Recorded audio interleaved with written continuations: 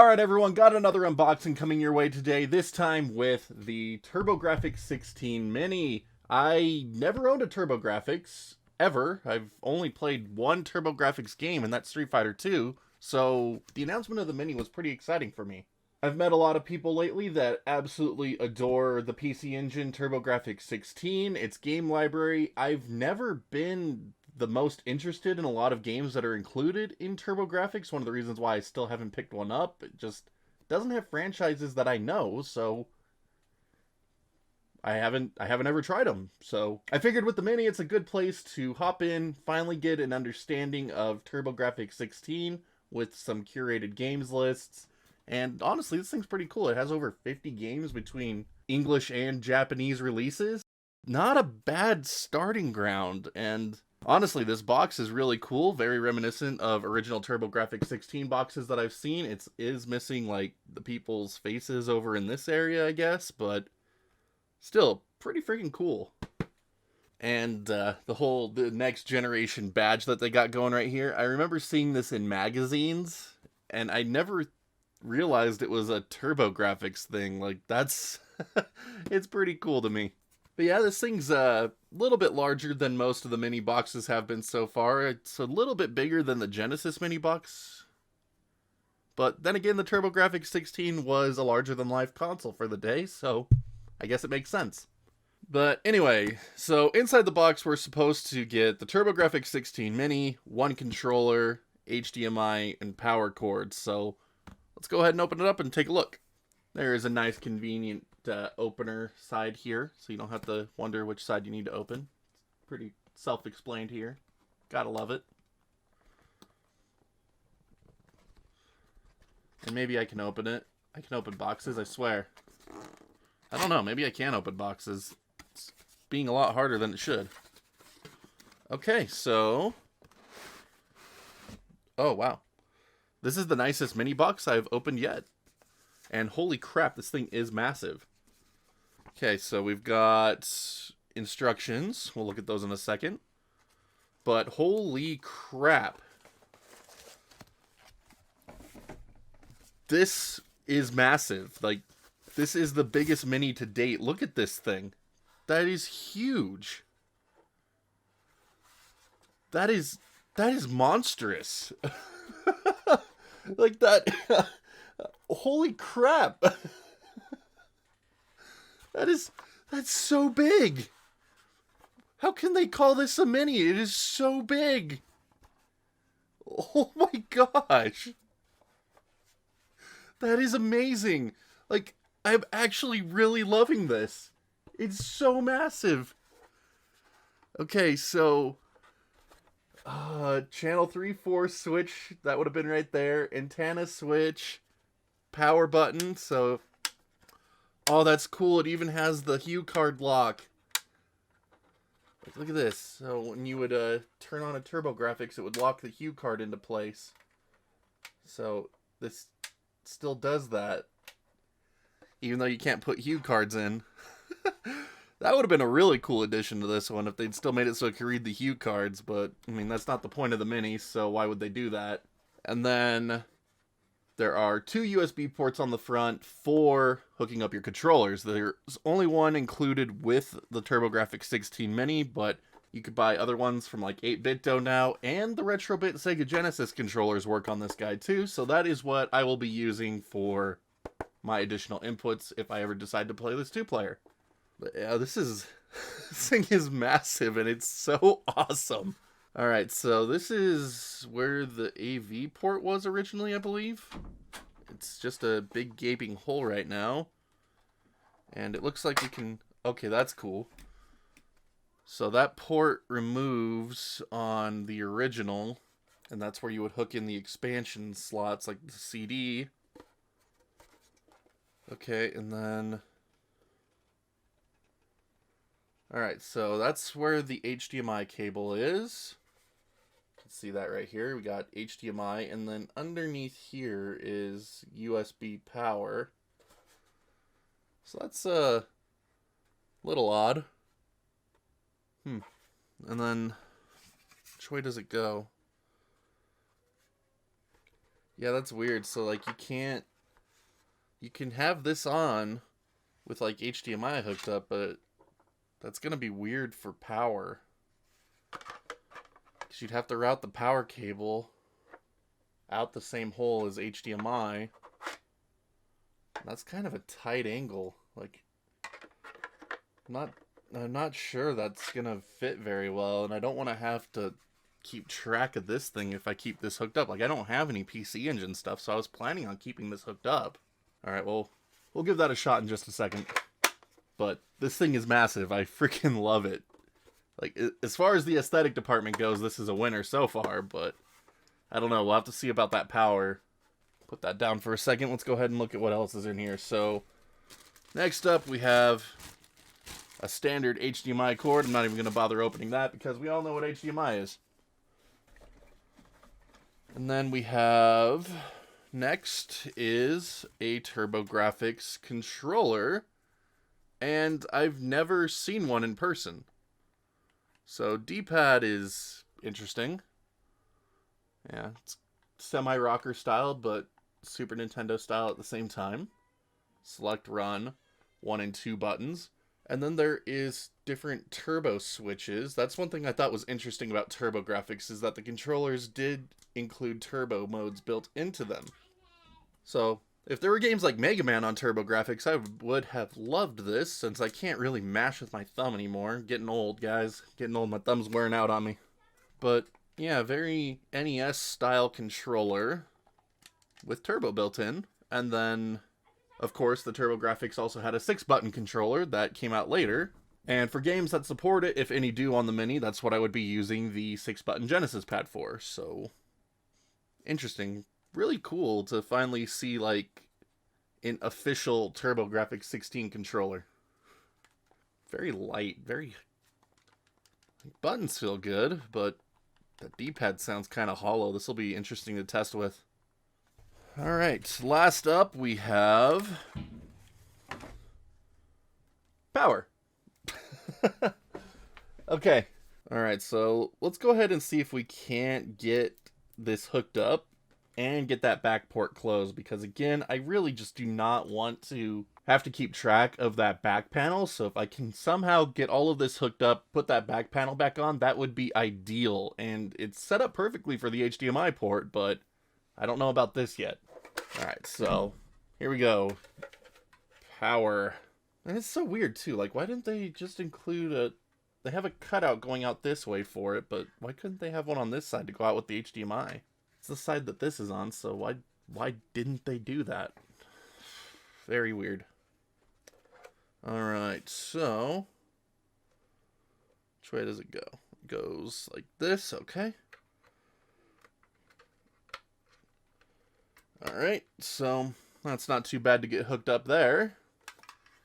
And then it just comes straight out the back. Now let's see if we can't route that...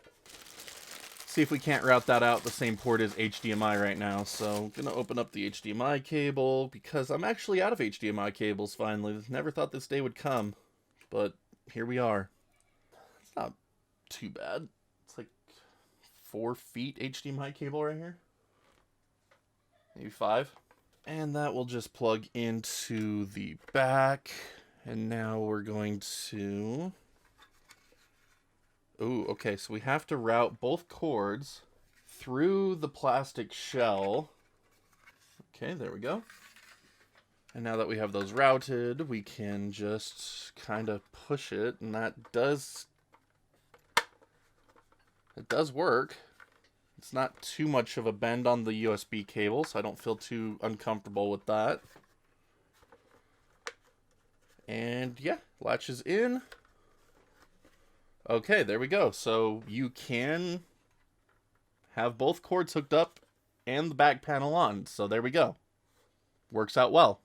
Awesome. Let's go ahead and get this hooked up and start playing some games, shall we? Oh, just as a quick note, I just realized that you can route the power cord out this side, out of the back connector.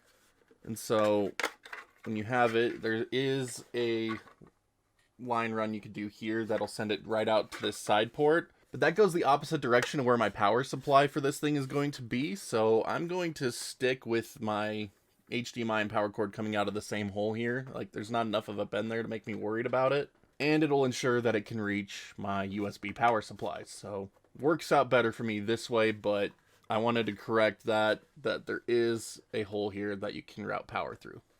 I apologize for the lack of audio in this next part of the video. OBS decided to screw me sideways, and changing the scene over to gameplay made it so the mic turned into a robotic mess, so I'm having to re-record this audio after the fact. But I was able to get the system hooked up and get it powered on, and we are greeted by a language selection screen, so you can choose between a couple different languages, which is really awesome. And then it brings us to the TurboGrafx-16 Mini's main menu, and I really love the layout of this. It has nice box arts for the HuCard games, and it looks like a TurboGrafx-16. Like, it looks really cool. Very well done. Like, I applaud the menu design here. Alright, so let's go ahead and dive into the main menu a little bit. We already know it looks beautiful, but it's pretty cool that they have things divided up here. So we have TurboGrafx-16 games as the first things we're going to see when we power it on. And then by going down here, we can click on the PC Engine icon, and it will bring up PC Engine games in its own separate subcategory. And I really like this. It's really cool because I'm probably not going to play a lot of the Japanese games because I don't understand them. And some of them are RPGs or pretty story-based games that I won't understand, so I'm not going to be spending a lot of time with them. But I can tell you right now, I do want to play through Rondo of Blood really badly. Next up, we have some settings here, so you can get a QR code for the user manual to go look that up. Then language selection again, display settings. So this one is really cool. You do like this scale mode, fit screen, pixel perfect, stretch, or even a turbo express, which I think is really cool. Like, this is pretty legit. But honestly, I'm probably going to stick with just scaled here, and then you can also apply a CRT filter on and off. I'm not going to be using that in today's video just because it doesn't come across through the YouTube compression very well, so you guys wouldn't even really be able to see it how it looks anyway, but it's one of the better CRT filters I've seen on these mini consoles yet, so I'm actually a pretty big fan of it, even though I don't use CRT filters all that much. Like, it's a good one. Then there's wallpapers, so you can choose between these 4 different options, with there being no wallpaper or 3 with wallpaper. Kind of like this one here myself, it looks like a TV. Then you can also turn on a screensaver to reduce TV burn-in, so definitely recommend leaving that on. Now over on the PC Engine side of things, you can actually choose to have a light theme or a gray theme based on the PC Engine or the core graphics. And then, of course, device credits. You can open this up and see who helped make this thing. Emulation was done by M2, and it's really good.